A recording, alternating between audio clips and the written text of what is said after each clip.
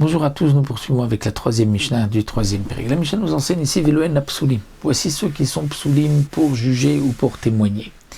Voici ceux qui ne pourront pas juger, qui ne pourront pas siéger dans un tribunal. Amesachek Bekoubia. Celui qui joue Bekoubia. Koubia, c'est un morceau de bois. Il y avait des jeux comme un peu des jeux de dés, des jeux de hasard.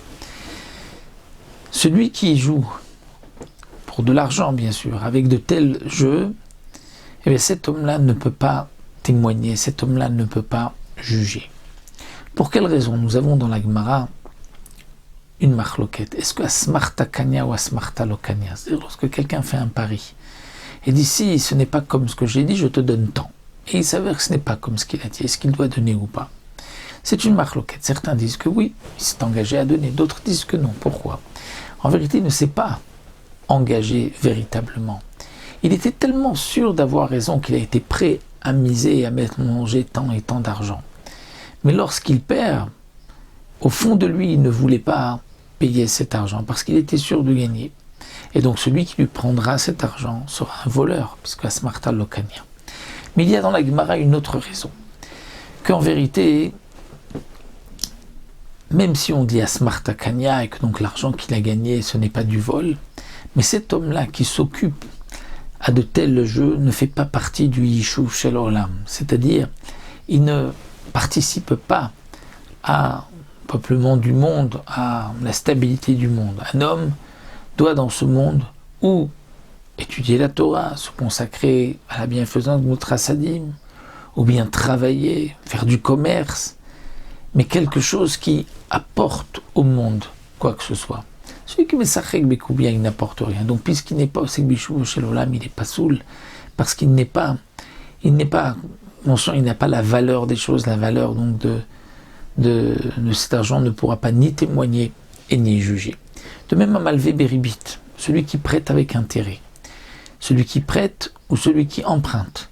Les deux transgressent un lave de la Torah et ne pourront pas donc témoigner ni juger.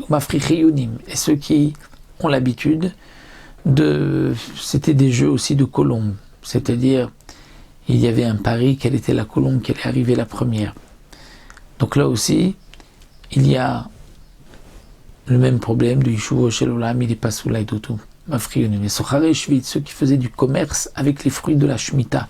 Et la Torah a interdit de faire du commerce. Donc là encore, cet homme transgresse la Torah. Donc puisqu'il transgresse, il est pas sous l'aïdout. Amar Rabbi Shimon Betrila Yokorim Otam Osve Shvit. Au départ, dit Rabbi Shimon, on les appelait les Osve Shvim.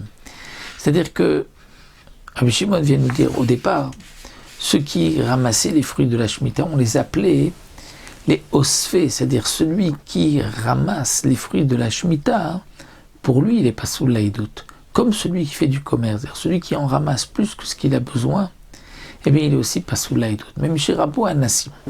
Mais par la suite, lorsque,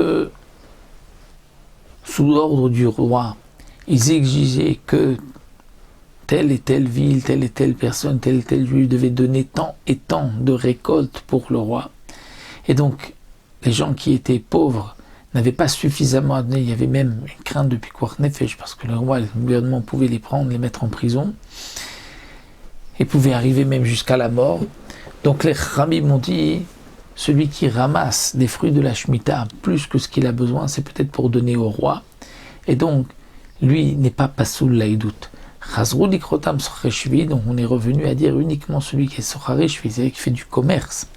Là, il n'est pas sous l'aïdout. Mais si quelqu'un il ramasse plus que ce qu'il a besoin, là, il n'est pas sous l'aïdout. Amar Rabbi Yehuda nous dit, Matai bisman shalem manut elahi, aval shalem manut shelohi ksherem. Rabbi Yehuda vient nous dire dans quel cas tout ce que nous avons vu son psaulim, c'est seulement s'ils n'ont pas d'autre travail. Il est occupé toute la journée à faire des jeux de hasard, des jeux de dés, des jeux de bois, à faire courir les colombes. Dans ce cas-là, il n'est pas sous l'aïdout. Mais s'il a un autre métier, juste au passage, pour s'amuser, il joue aux cartes ou il joue au dés ou au morceau de bois, là, il n'est pas sous l'aïdout.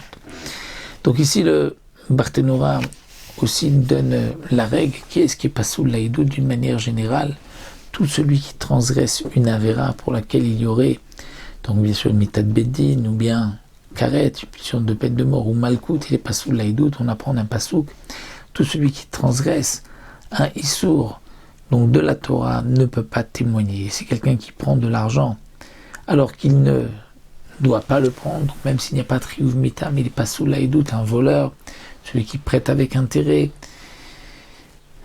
Et même lorsqu'il n'y a qu'un issour midera banan, eh bien il est pasoul laïdout midera banan, comme ce que nous avons vu dans la Mishnah.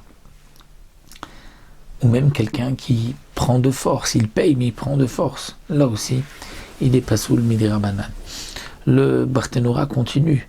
Même quelqu'un qui prend un impôt pour lui, c'est-à-dire il a décidé qu'il va percevoir un impôt sur le pont, tout celui qui passe au pont, et que ce n'est pas sous un ordre du gouvernement du roi, donc là aussi il est pasoul laïdout.